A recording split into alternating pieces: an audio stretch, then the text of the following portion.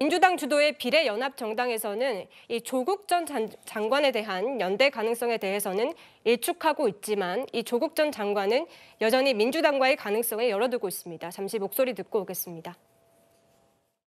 이번 총선은 거의 역사적 분기점에 해당될 만큼 중요한 지점이기 때문에 가능한 모든 힘을 다 합쳐야 하고 이런 단합과 이제 연대의 가장 중요한 기준은 역시 우리 국민들의 눈높이라는 생각이 듭니다. 국민 여러분들께서 지역구 외에 비례대표 선거도 민주당과 연합하라 하시면 그리 노력하겠습니다. 네, 이 당사자인 조국 전 장관은 오늘도 오전부터 현충원을 참배하며 이 적극적인 행보를 펼치고 있는데요. 오늘 목소리 같이 듣겠습니다. 아마 이번 주부터 월말까지 차례차례 진행될 것으로 봅니다. 아마 다 공지될 것이고 2월 말 늦어도 3월 초까지는 다 완료될 것으로 봅니다. 비례 지역 이름 문제는 제가 누누이 말씀드렸지만 정당이 완결되고 창당이 이제 완결되고 난 뒤에 그 정당의 그 논의 절차에 따라서 결정할 것이기 때문에 제가 지금 이 이른바 가칭 조국신당의 중심 인물이긴 하지만 제 혼자 이렇다 저렇다 말씀드리기는 곤란하고요.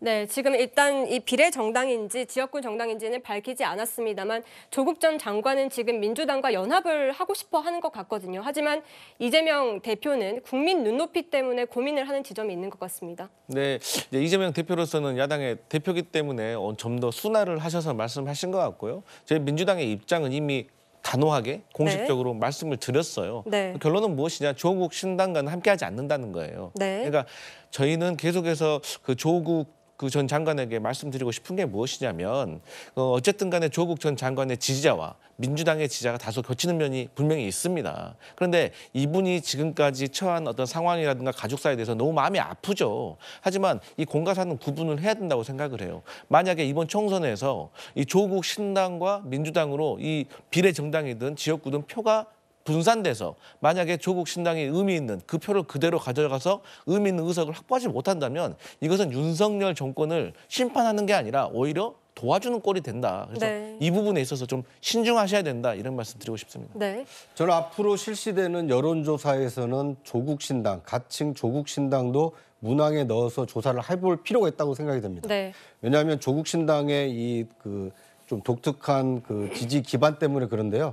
조국 전 장관 개인뿐만 아니라 조국 전 장관을 배출한 문재인 정부에 대한 향수를 가지고 있는 일부 유권자층이 민주당 이재명 대표에 대해서 거부감을 가지고 있는 분들이 지금 갈 곳이 마땅치가 않습니다.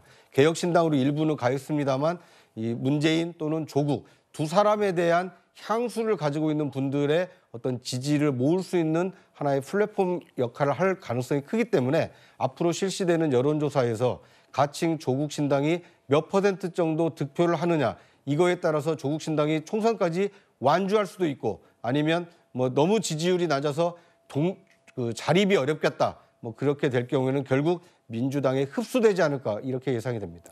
알겠습니다. 장현주 변호사님, 지금 이 구자욱 차장님도 말씀하셨습니다만 지금 당장은 연합 가능성이 없지만 총선 이후에는 열린민주당처럼 흡수되는 것 아니냐 이런 해석이 계속해서 나오고 있거든요. 사실 지금 시점에서 전망하기는 저는 조금 너무 이르다라는 생각이 들고요. 그렇기 때문에 일단 조국 신당이 과연 어떤 모습으로 나오게 될지 그리고 이제 조국 전 장관이 본인이 직접 출마를 하게 되거나 또는 비례대표 명단에 본인 이름을 올리게 될지 이런 부분도 아직 확실하게 정해진 게 없기 때문에 총선 이후까지 우리가 예측하기는 어려울 것 같습니다. 다만 앞서서 이제 강 부위원장도 말씀 주셨지만 사실 민주당 입장에서는 지금 현재로서는 조국 신당과의 어떤 연합 가능성을 구체적으로 고려하고 있지는 않습니다. 왜냐하면 사실 이번 총선이 결국 윤 정권 심판론에 대한 어떤 전선 확대 차원에서 조국 신당이 도움이 될 것이다 이런 여론도 있기는 하지만 또 한편에서는 중도층 표심과 중도 외연 확장이 중요한 총선이기 때문에 그런 면에서는 또 전략적으로 고려를 해야 되고 그래서 이재명 대표도 국민 눈높이가 중요하다라는 말씀을 하신 것으로 우리가 해석하고 있습니다. 그렇게 본다 한다면 조국 신당이 결국에는 앞으로 진보 진영에서 어떤 스탠스를 취하고 어떤 또 모습을 갖게 될지는 계속 지켜봐야 봐야겠지만 민주당과의 연합 가능성 이런 부분은 선거 전략적인 부분 그리고 중도층 표심 부분, 국민 눈높이 부분에서 계속해서 전략적으로 다가가야 될 부분이다라고 말씀드리겠습니다. 알겠습니다. 개혁신당 소식도 잠시 살펴보겠습니다. 지금 통합을 선언한 지 일주일 만에 파열음이 새어나오고 있습니다. 이런 와중에 김종민 개혁신당 최고위원이 오늘 기자간담회를 열었습니다. 잠시 목소리 듣고 오겠습니다. 우리 윤석열 대통령하고 이재명 대표가 자기하고 생각 다른 사람들 내치고 몰아낼 때 동원했던 명분들이 뭡니까? 이런 잘못된 행태를 우리가 따라해서는 안 되지 않냐. 이건 민주주의의 원칙에도 맞지가 않고 합당 주체에 대한 예의도 아닙니다. 문제가 있는 사람을 처벌하거나 배제하려면 절차대로 해야 민주주의죠. 그다음에 이제 선거 캠페인 전권을 달라 이런 요구가 있었어요. 우리 2월 9일 합의가 있습니다. 총괄선대위원장은 이낙연 공동대표를 합니다. 그래도 기본 방향, 주요 정책에 대해서는 한번 최고위에서 검토해보고 하자. 이렇게 얘기했어요. 그런 요구를 안 들어준다고 뭐 협의도 안 하겠다. 회의도 취소하겠다.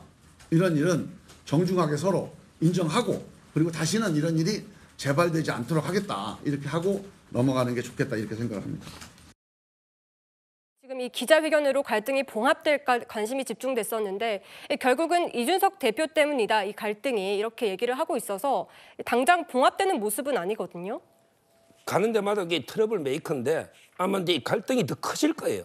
네. 제가 이 대표의 3가지 요구 중에 네. 뭐 각자의 지도부 전원이 지역구 나가자 이거 하나는 저 찬성해요. 네. 근데 나머지는 말이 안 되는 게 유호정 의원이나 배복주 부대표 네. 계속 공격하고 있고 사과해라 또는 불출마해라 이건 말이 안 되고요. 네. 그다음에 본인한테 선거정책 홍보지 정권을 달라 이게 말이 됩니까? 어차피 이게 합쳤으면 서로 협의해서 해야지 본인이 왜 정권을 가집니까? 이런 식으로 이준석 대표가 무리한 요구하면요. 당이 저는 양양도 의원의 말대로 일주일 가기도 어렵다. 과연 이게 총선까지 갈지 이런 데 상황입니다. 알겠습니다. 이 정치권 소식은 여기까지 듣도록 하겠습니다.